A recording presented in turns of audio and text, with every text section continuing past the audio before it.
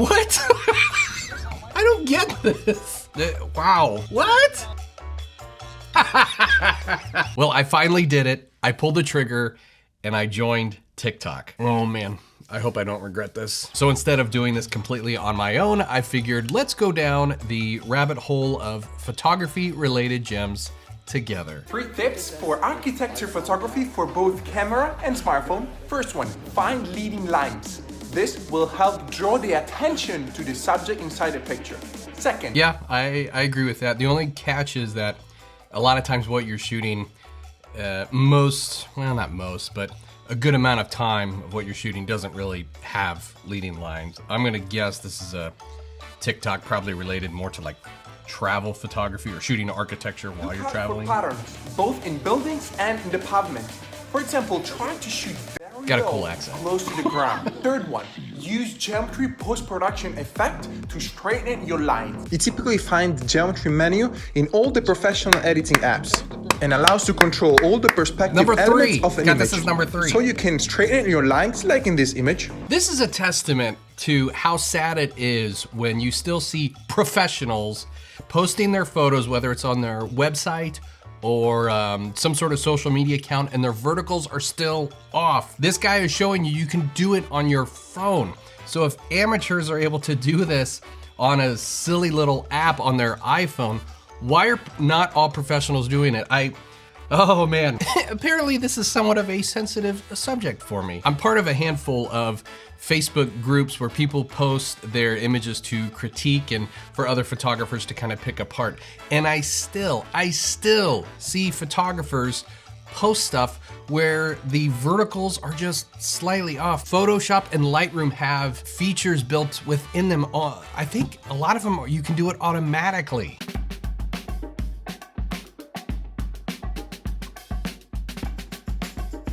This place looks cool.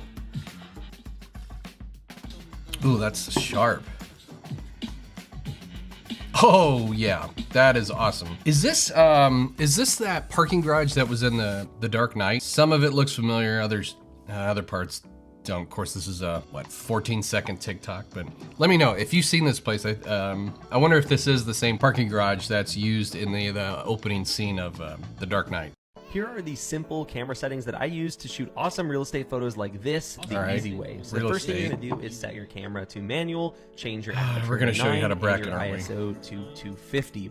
Shutter speed's what you're gonna use. Why 250? Oh man, I wish they had more of an explanation as to why 250. Just blindly telling people what your settings are, I don't think that's gonna help much. I have thoughts on this, hold on. But the most important step is setting up bracketing like I'm doing here and setting the 2-second timer. This means that when I hit the shutter button, it's going to take 3 photos. Those 3 photos will look like your hands are off the camera, that's good. Photo, one middle exposure, and one overexposed photo, and you blend those in Photoshop to get results that look like these.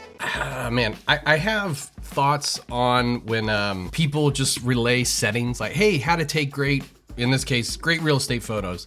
Put your ISO at 250, your, I don't know, f-stop at 9, and your shutter speed at whatever. That is not the answer of how to take great photos. I think I've said it before in other videos, number one is composition. I mean, you could take any kind of photo, whether it's real estate or A&D type of work, and if you shoot it at ISO 250 and f9 and whatever shutter speed, that does not automatically make it a great photo. This is what I liken it to. Imagine going to an amazing restaurant, you have a fantastic meal, and you go, please ask the chef what pots and pans they used. Oh, and did they cook this with medium heat or medium high heat? That's really what you're asking when you look at a photographer's work and you go, wow, that's an amazing photo. What settings did you use?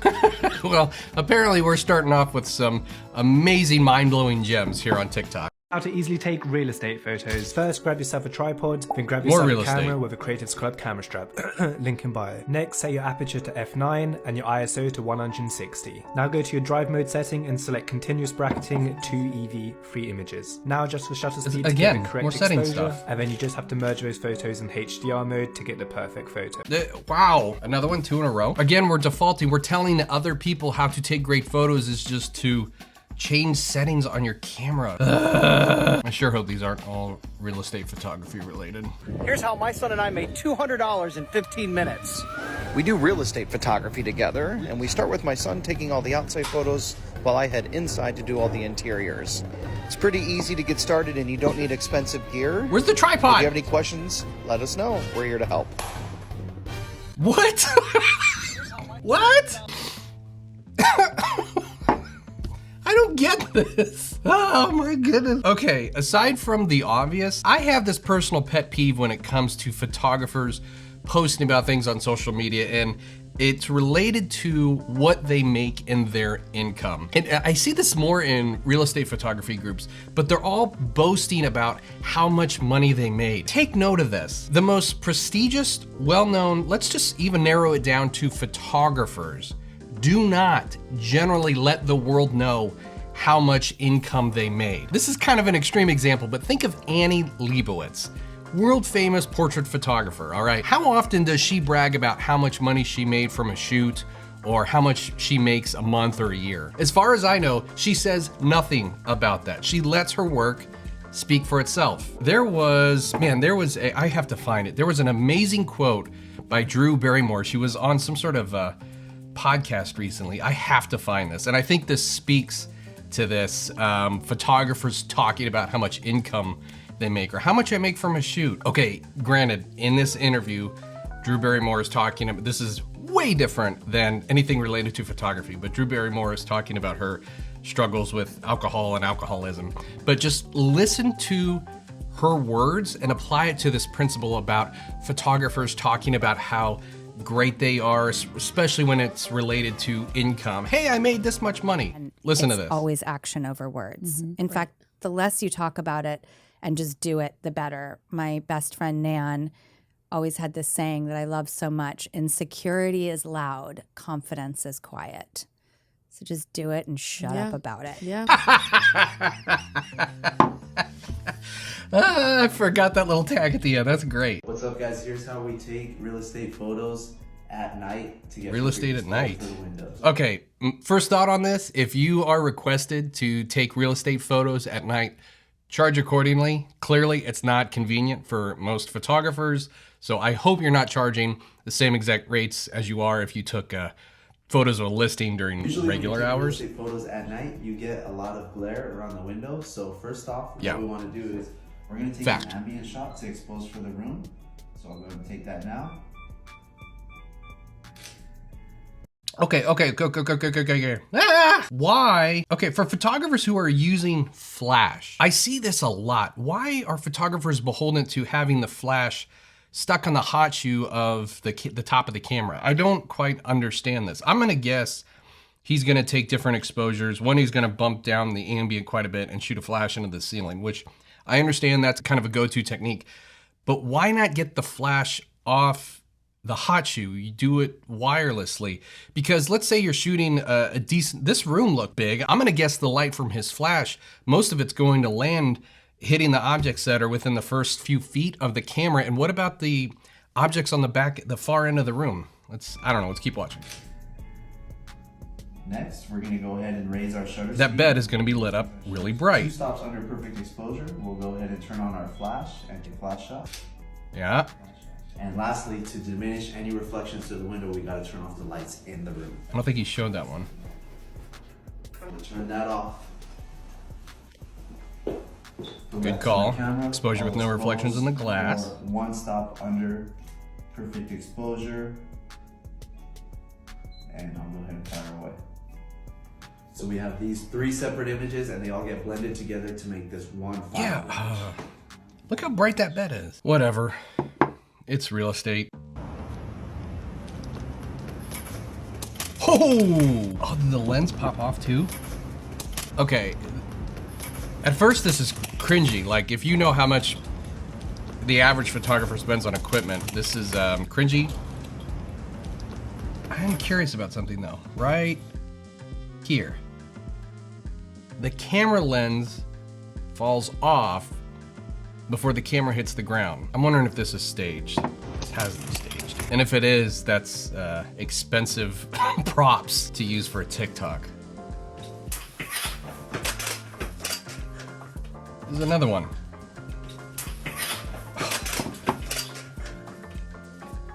Wait, is this the same? This is the same guy. Okay, this is staged. This is fake.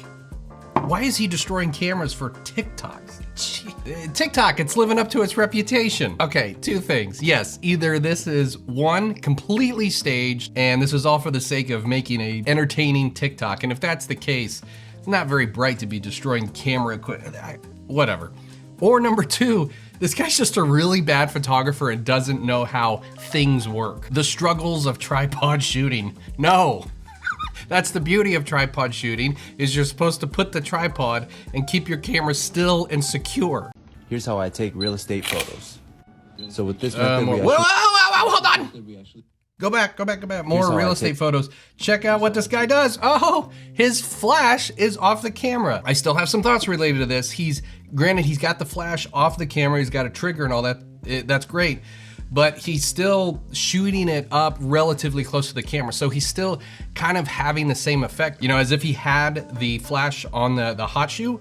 So my suggestion is, if you're gonna use a timer or if you have some sort of wireless trigger, take that flash and bounce it around different areas of a room you are gonna get different kinds of effects. So I'm gonna assume there's a huge door or a window on the right side of the frame.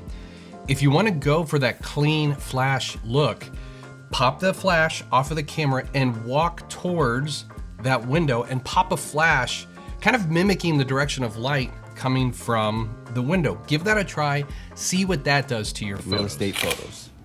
So with this method, we actually use multiple photos to create one final image. Yeah, more bracketing. Starting off, I think this is this by definition the flambient over perfect technique? Exposure and take your ambient shot. It's gonna look a little something like this. Then you're gonna bump up your shutter speed to kill the ambient light. Raise your flash power, put your flash to the ceiling, and bounce. And that's what it looks like. See, therein lies a problem right here. By shooting the flash pretty much directly above where the camera is positioned, everything towards the camera is gonna be really bright. But unfortunately, the further you get away from the camera, the things furthest away from it, they're barely gonna be hit by the flash. You can kind of tell. Yeah, I mean, looking back here, these chairs, it just... a little bit dark on the left side. I have thoughts. So we're gonna go ahead and set a timer, walk over to the left side, and wait, there he goes. There as well. So as we can see, this is the before. I jumped the gun. After adding light to the left side. Now let's go add some to the right. Good. So we'll do the same and just go step to the right side. Okay. And this is what it looks like. I spoke too soon. Before, this guy knows what he's doing. And after. Last, I point my flash to the window so the outside is perfectly exposed. Then after that, we blend all 5 of these photos together in Photoshop, and it goes like this. That's pretty good. Sorry, I jumped the gun on that one. I did not. He didn't mean to criticize you before I watched the whole thing. All right, guys, that's it. That's the first time I've really gone down the rabbit hole that is TikTok. If you come across a TikTok that you want me to check out and possibly react to on a future video, I know this seems ironic, but send the link to me via Instagram. I'm on TikTok, but I'm really only on it as an observer. I'm not even gonna put my handle on here because as of now, I don't plan on posting anything on TikTok. I still think it's, I'm gonna leave it at that. I have my thoughts on it. But yeah, if you find an entertaining TikTok related to photography, or let's just say entertaining in general, because I'm still trying to figure my way around on it, send the link to me via an Instagram DM. And if it's worth my time, yeah, I'll put it on a future video. Make sure to follow me on Instagram at Matthew A. Photo. I appreciate you taking the time to watch this video, and we'll see you on the next one.